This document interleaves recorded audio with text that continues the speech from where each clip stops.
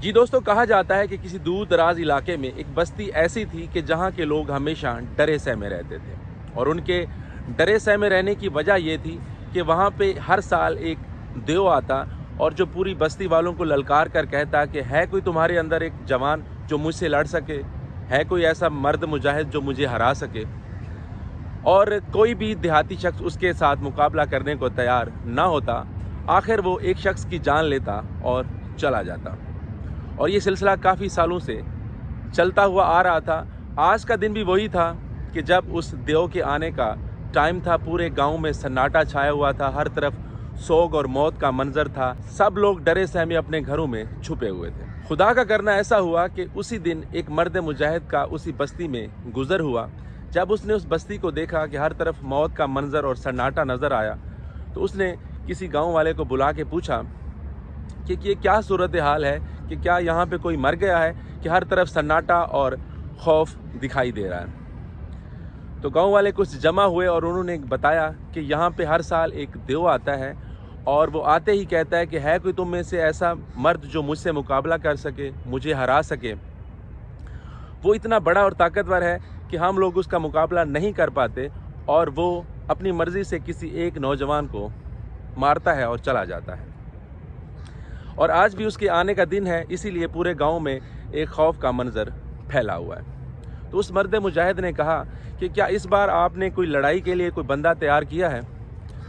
تو گاؤں والے ایک نوجوان کو اس کے سامنے لے کے آئے، جو کہ کافی بیمار اور کافی کمزور لگ رہا تھا۔ وہ مرد مجاہد سمجھ گیا کہ یہ انہوں نے لڑائی کے لیے تیار نہیں کیا، بلکہ ایک قربانی کا بکرا انہوں نے تیار کیا ہوا ہے۔ تو مرد مجاہد بولا کہ اس بار آپ لوگوں کو پریشان ہونے کی ضرورت نہیں ہے، اس دیو کا مقابلہ میں خود کروں گا۔ یہ بات سنتے ہی بستی والوں کی جان میں جان آ گئی، اور انہیں کچھ حوصلہ ہوا کہ شاید یہ شخص جو ہے ان کے لیے کچھ کر پائے۔ جی دوستو، سب لوگ ایک میدان میں بیٹھ گئے اور اس دیو کے آنے کا انتظار کرنے لگے، اور کچھ ہی لمحے بعد سب نے دیکھا کہ ایک بھاری بھرکم دیو جس کا قد آسمان کو چھو رہا ہے، دور سے آتا ہوا دکھائی دے رہا ہے، اور وہی الفاظ دہرا رہا ہے کہ ہے کوئی تم میں سے مرد جو مجھ سے مقابلہ کر سکے، ہے کوئی مرد جو مجھے ہرا سکے۔